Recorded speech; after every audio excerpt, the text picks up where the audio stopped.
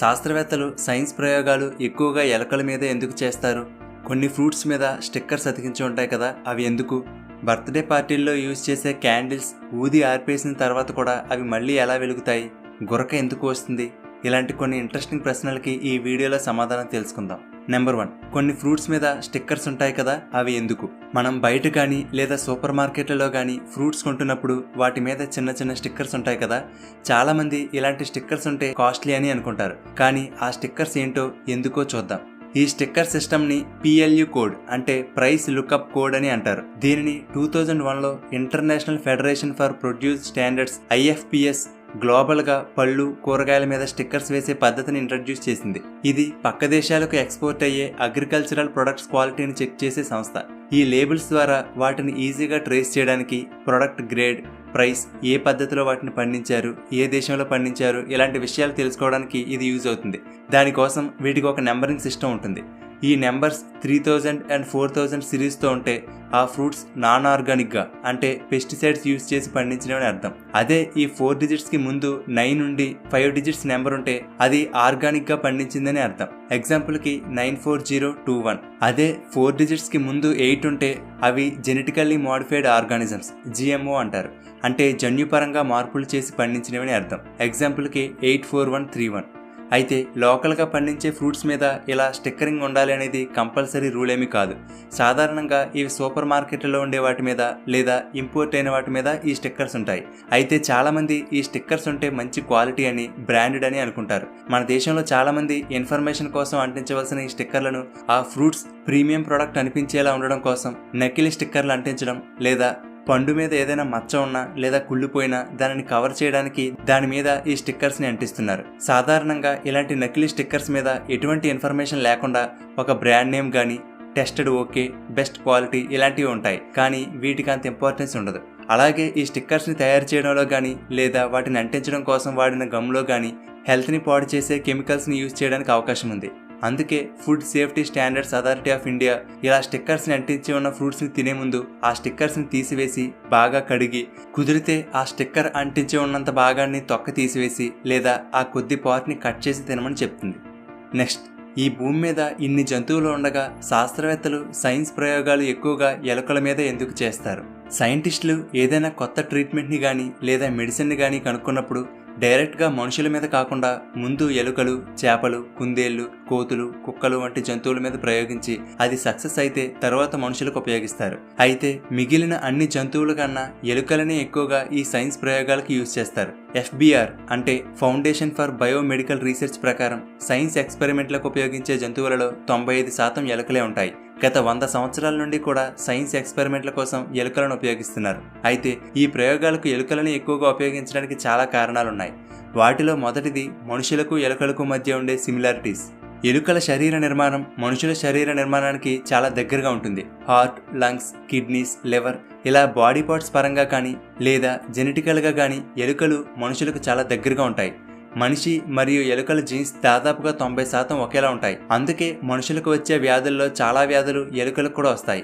Cancer, diabetes, anxiety, Alzheimer's, obesity, high blood pressure, heart failure, neurological diseases ఈ వ్యాధులన్నీ ఎలుకలకు కూడా వస్తాయి. అందుకే కొత్తగా కనిపెట్టిన మెడిసిన్ని ముందుగా వాటి మీద ప్రయోగిస్తారు.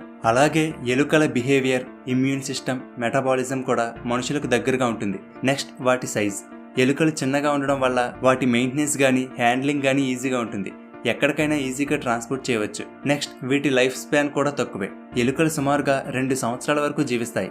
అలాగే వాటి రీప్రొడక్షన్ చాలా ఫాస్ట్గా ఉంటుంది. వీటి రీప్రొడక్షన్ సైకిల్ తక్కువ, అంటే చాలా ఫాస్ట్గా పిల్లలను కంటాయి. సో దీని వలన ఒక మెడిసిన్ కానీ లేదా ఒక వ్యాధి కానీ నెక్స్ట్ జనరేషన్స్ మీద ఎలా ఇంపాక్ట్ చేస్తుంది అనేది త్వరగా తెలుస్తుంది. అలాగే ఎలుకలు ఎలాంటి కండిషన్స్లో అయినా బ్రతకగలవు, కొత్త విషయాలు గుర్తుపెట్టుకోగలవు, నేర్చుకోగలవు. ఈ అన్ని కారణాల వలన సైంటిస్టులు మెడికల్ ఎక్స్పెరిమెంట్స్కి ఎలుకలను ఉపయోగిస్తున్నారు. ఈ విధంగా ఎలుకలు ఉండడానికి చిన్నగానే ఉండొచ్చు, కానీ సైన్స్ ఎక్స్పెరిమెంట్లలో మాత్రం చాలా పెద్ద పాత్ర పోషిస్తున్నాయి. ఇవే కాదు, ఇలా ఎన్నో లక్షల జంతువులు మనకు ఉపయోగపడే ప్రయోగాల కోసం వాటి ప్రాణాలను కోల్పోతున్నాయి. ఒక రకంగా చెప్పాలంటే మనం ఈ జంతువులన్నిటికీ ఎంతో రుణపడి ఉన్నాం. నెక్స్ట్, గురక ఎందుకు వస్తుంది? మనలో చాలామంది గురక పెడుతూ ఉంటారు. గురక పెట్టే వాళ్ళకేమో కానీ పక్క వాళ్ళు మాత్రం చాలా ఇబ్బంది పడుతూ ఉంటారు. అయితే అసలు మనకు గురక ఎందుకు వస్తుంది అనేది ఇప్పుడు చూద్దాం. మన ముక్కు, గొంతు లోపల గాలి ప్రయాణించే మార్గాలలో ఉండే కొన్ని కండరాలు బాగా రిలాక్స్ అయినప్పుడు అవి క్రిందకి సాగి గాలి ప్రయాణించే మార్గానికి అడ్డంగా వచ్చినప్పుడు టర్బులెన్స్ క్రియేట్ అవుతుంది. దాని వలన వైబ్రేషన్స్ క్రియేట్ అయ్యి మనకి సౌండ్ అనేది వస్తుంది. ముఖ్యంగా మన నోటిలో పైభాగంలో ఉండే కొండనాలుక బాగా రిలాక్స్ అయినప్పుడు గాలి పీల్చే సమయంలో ఇది వైబ్రేట్ అవ్వడం వల్ల గురక వస్తుంది. గురక వస్తున్నప్పుడు నోటి భాగంలో రియల్గా ఎలా ఉంటుందో ఈ వీడియోలో చూడవచ్చు.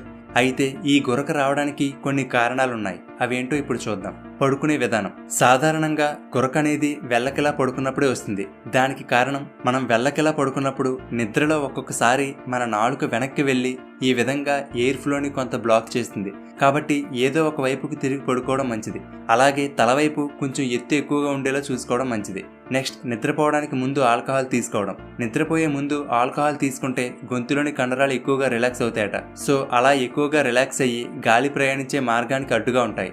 కాబట్టి నిద్రకి ముందు డ్రింకింగ్ కానీ స్మోకింగ్ కానీ చేయకూడదు. Next reason obesity. ఒబేసిటీ ఉన్న వాళ్ళలో బాడీతో పాటుగా మెడభాగంలో ఎక్కువగా కొవ్వు పెరిగిపోవడం వలన గాలి ప్రయాణించే మార్గం చిన్నగా మారి ఈ సౌండ్ వస్తుంది. ఇటువంటి వాళ్ళు బరువు తగ్గితే గురక కూడా మెల్లగా తగ్గిపోతుంది.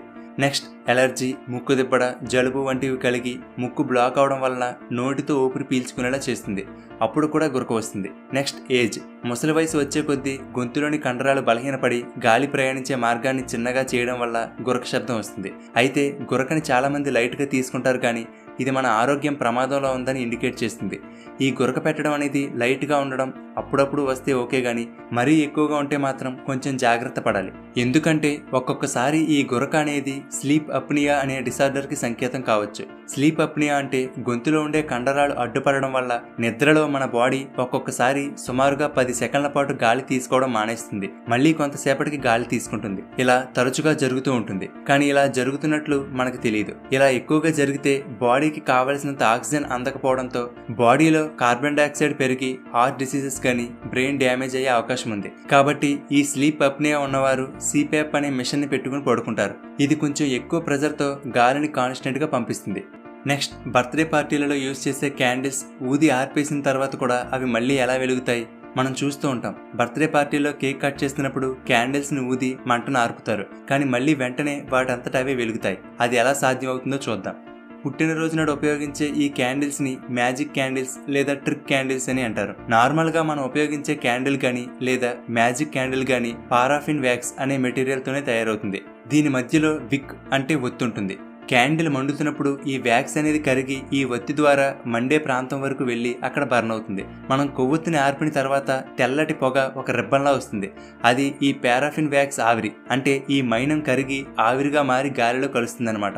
ఈ ఆవిరికి చిన్న నిప్పురవ్వ తగిలినా మళ్ళీ అక్కడ మంట పుడుతుంది. అప్పటి వరకు మండి ఆరిపోయిన ఒత్తి దానికి ఉన్న వేడి వలన దాని చుట్టుపక్కల ఉన్న వ్యాక్స్ ని ఆవిరిగా మార్చగలదు, కానీ మళ్ళీ మంట పుట్టేలా చేయలేదు. అయితే ఇక్కడ మ్యాజిక్ క్యాండిల్లో ఉండే మ్యాజిక్ అంతా కూడా ఆ క్యాండిల్ కి ఉండే ఒత్తిలో ఉంటుంది. ఆ ఒత్తిలో మెగ్నీషియం మెటల్ పౌడర్ ని కలుపుతారు.